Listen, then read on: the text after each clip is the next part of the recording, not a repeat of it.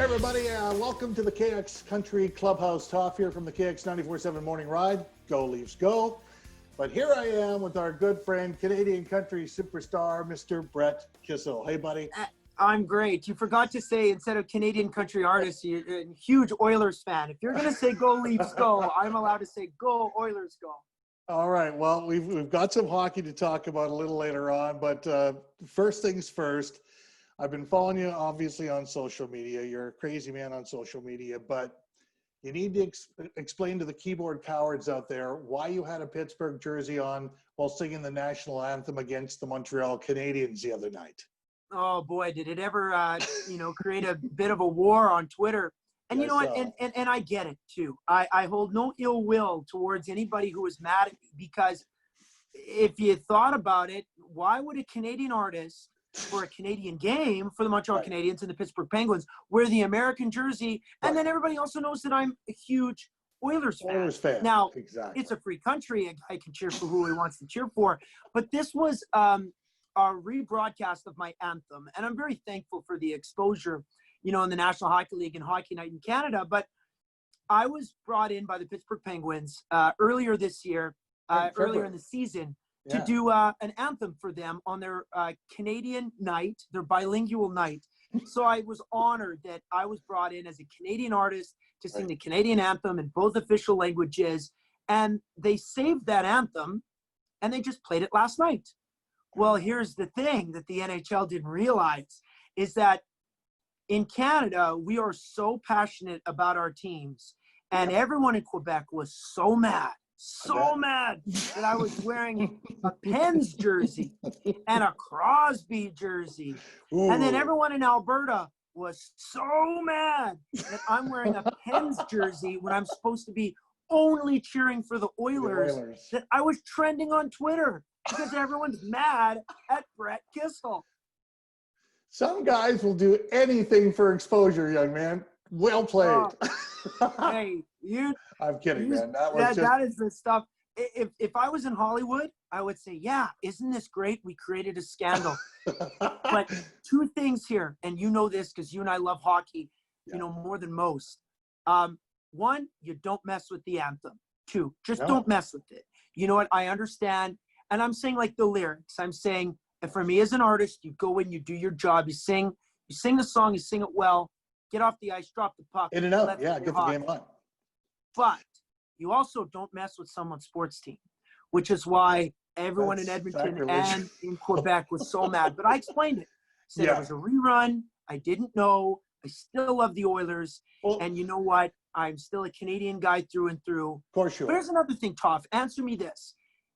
A lot of people who love the Leafs, obviously don't like the Penguins and can't stand the Bruins. And I get it. I get the rivalries.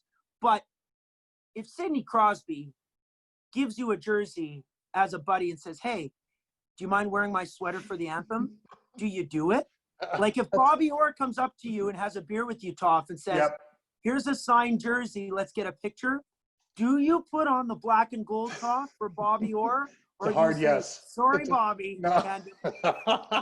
It's a hard yes. I think it's interesting that you had no idea what was going on. And was it Jordan Eberle that called you? Yeah. Yeah, well, he and I were FaceTiming literally about an hour before the game. Right. And we're just chatting. I was telling him about, some of the things that I've been doing. And we talk all the time. He says, so are you doing any anthems for Edmonton? And I said, no, I've chatted with the organization at great length. And we're going to figure out something. But no, nothing, no anthems. Okay, cool. So then after I do the anthem in Pittsburgh, he says, what's going on, man? Like, why are you dodging me like this? I thought we were friends. And I said, what are you talking about? And he said, you just did the anthem for the Penguins in a Crosby jersey. I said, oh my God, it must have been a rerun. And then, I watch it. I watch it on at a DVR. And I was, created a storm, buddy. Oh, well, this has passed, so all is good in the hood. We'll talk a little bit more hockey. Let's talk about some music right now. I also noticed on your Instagram, you've upped your drive-in concert series to is it Baltic Boat Concert? What the hell was that? That looked like a party. It was amazing. You know what? It was a plan that we had for at least a couple of weeks. And like everything in this era, we had to make sure we went through the proper channels. So we spoke with BC Health, Right. the province of British Columbia, Health Canada once again, and then obviously the municipal government, local government, and needed to make sure the RCMP were aware of what we wanted to do. So in doing so, we did it, and I'm so grateful for how it turned out. We were going to advertise it sooner, but weather was a bit of a factor, and we didn't know what we were going to get. So on Sunday morning, I got on Instagram and I said, hey, this is the site. I'm in Invermere right now, which is a wonderful holiday spot in BC for many people in the province, as well as in Alberta that come over. And I'm going to do a drive-in style concert from your boat.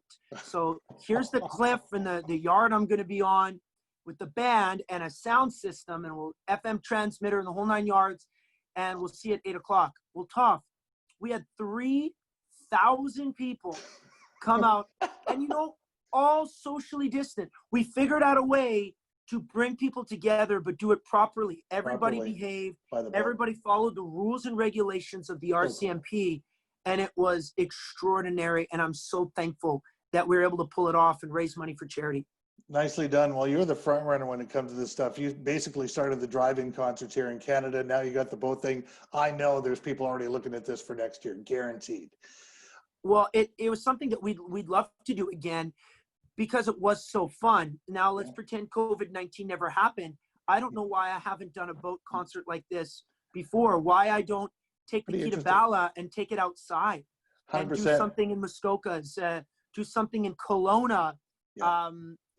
Figure out something really cool to do. So it really got my creative juices flowing and my brain spinning. So I'm very proud of the outcome. I still can't believe there are that many people. No, the photos look amazing. Folks, if you haven't seen it, check out BK's Facebook and Instagram. It's unbelievable.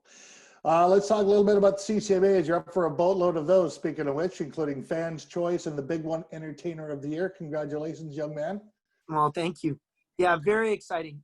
Getting that type of recognition from the industry, and I've formed so many great friendships. You look at you and I, and how close we've become over the years, and stuff like that. And these are awards that are voted on by the industry, and so I'm very grateful to get these nods. And come what may in September, when they're handing out the trophies, just knowing that I'm in the same category of a lot of guys that I've looked up to for years, or a lot of guys that have been real good to me over the years and are buddies, I think it's really special.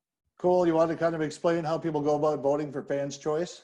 Yeah, of course. You know what? This is the most unique award of the night, without question, because it's voted on solely by the fans. So you need to go to this website, ccmafanvote.com, and you've got 10 choices, and all of them are great. And so if you do happen to scroll over my name, Brett Kissel, and click on a vote, it'd be pretty fun, because it's like the Stanley Cup in this business. So we'll have a Stanley Cup style party for everybody who does vote for me. I noticed that your commander, Mr. Steve Cody, is also up for Industry Person of the Year.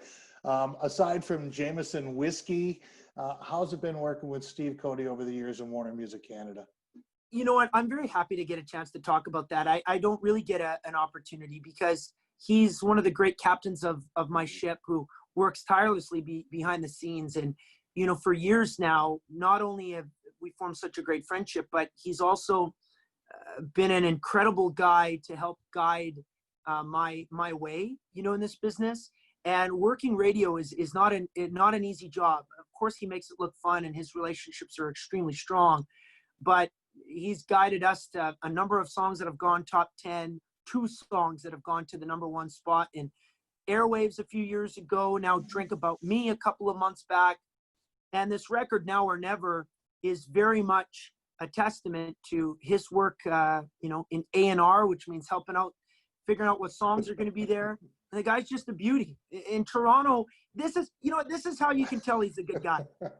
Lives in Toronto for the last 30 years and is an unapologetic Bruins fan. And yet everybody in Leafs Nation still loves the guy. That's how good of a guy he is. I agree. Speaking of next tunes coming forth, I see that A Few Good Stories is going to be serviced up September 11th. Can you tell us a bit about the song and maybe the timing? I know it's 9/11. What is there any significance to that? No, you know what? 9/11 is something that everybody's going to talk about and feel, for till the end of time. Really, it's such a tragedy for the world and for the people in the United States. But at the same time, if there's anything that I've learned from people that I've met that have been involved in the tragedy, or family members, that have lost loved ones in the Twin Towers, they look back on some of the best days that they've had with their family members, and they look back with a lot of fond memories. And if there's anything I've learned in losing people in my life, it's you need to cherish the good ones, forget about the bad ones real quick. Now, a few good stories to tell, although it doesn't have a sentimental feel when it comes to the story of 9/11 back in 2001. What it does have is a feel-good atmosphere, a great beat, and lyrics that I live by every single day. I'm going to soak up the sun, keep the wind in my sails. I'm going to try to get to heaven while I raise a little hell. And that is so you. That's all I can hope for. I mean, that is so you. It's one of my favorites that I've ever recorded, and for sure one of my favorites on the record. Cool, man. We could probably talk all day about hockey, but we'll get you out of here on some hockey talk, if that's okay with you. Yeah, of course. And we'll even include the Bruins because of Commander Cody. Let's start with the Oilers, though, and how you think they're going to fare. Started out on a shaky foot, I'll be honest with you, and I think you as an Oilers fan have to admit it was like, oh boy, here we go. What's going on? Well, there's a lot of people worried in oil country, that's for sure, because I think we thought that we had this one sewn up. We've got a great young team. We've got a lot of superstars, not just McDavid and Draisaitl, but Nugent Hopkins and James Neal, and two really great goalies, and Mike Smith and Mikko Koskinen, and yet all of a sudden we're down 5-2, and we're showing no signs of coming back. But I'll tell you this: I choose to look on the bright side, and of course we won the next game. We won last night or the other night. What's great here is that we learned that lesson in Game 1. How tragic it would have been for an Oilers fan to have stop playing hockey and have a disastrous game in Game 5 of the best of 5, or in Game 7 of the best of 7. So if you're going to learn these lessons and make sure it never happens again, that's the time to do it early, right? 100%. And did you see Connor McDavid in his interviews after the game, and also during the second game against Chicago? He looked mad. Yeah, well, mad, and I loved it. He was, well, obviously we played an awful game. We're not going to let that happen again. When you're frowning and scowling like that, he won the game for the Edmonton Oilers, and I think he's going to win the cup for us. You heard it here first. All right, got you on tape. They're going to win the cup. So does it matter that we talk about the Bruins series with Boston at all? You know what? I'll talk Bruins for sure. I mean, they're all going to see what the seed is going to be and who they're going to play. Boston is a team this playoff set is not worried. They're not worried about anybody or any opponent that they're going to face. For me, I want to see some redemption for the Leafs, and I want to see the Leafs go as far as they possibly can, truthfully.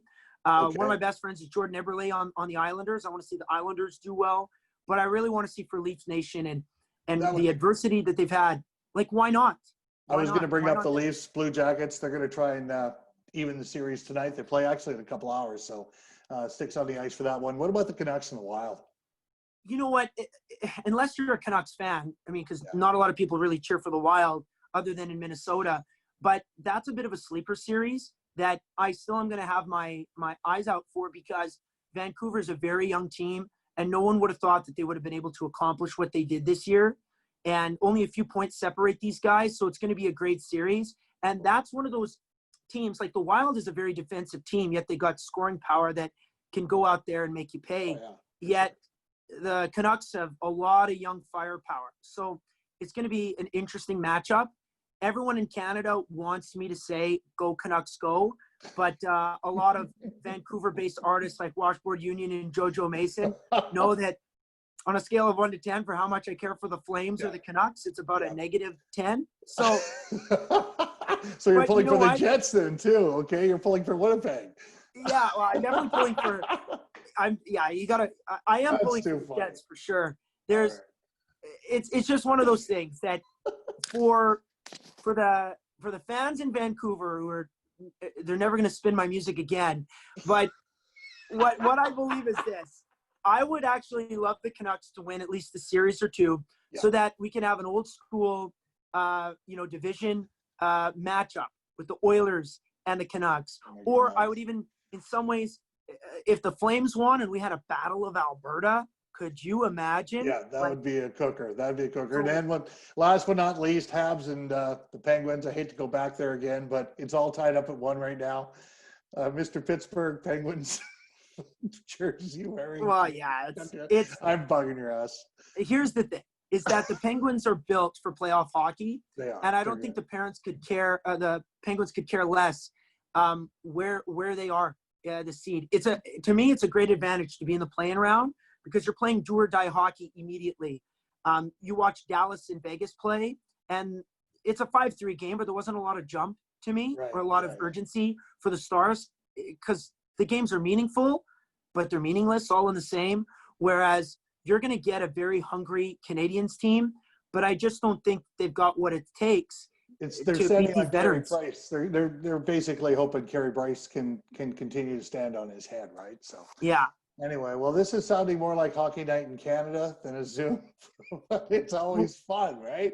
Why don't you and I do regular scheduled hockey? You knew it was coming, yeah.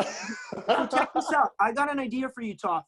Why don't you be like the mediator, the moderator of a connected Zoom call? So we got to get you in on this technology. I know you don't like Zoom, but let's do it. Okay. You, me, everybody loves hockey. Andrew Hyatt loves hockey. You get Dallas Smith. You could get and for a half an hour we evaluate the games, just like David Amber or Ron McLean, Kelly Rudy, Cassie Campbell, and Elliot. Why don't we do Toff, Brett, Dallas, and George Canyon or something like that? Okay, well, if you do Elliot Friedman, can you grow your beard out like that too, please? Hey, Elliot better be careful. The Washboard Union is going to call Elliot Friedman and say, hey, why don't you join our band?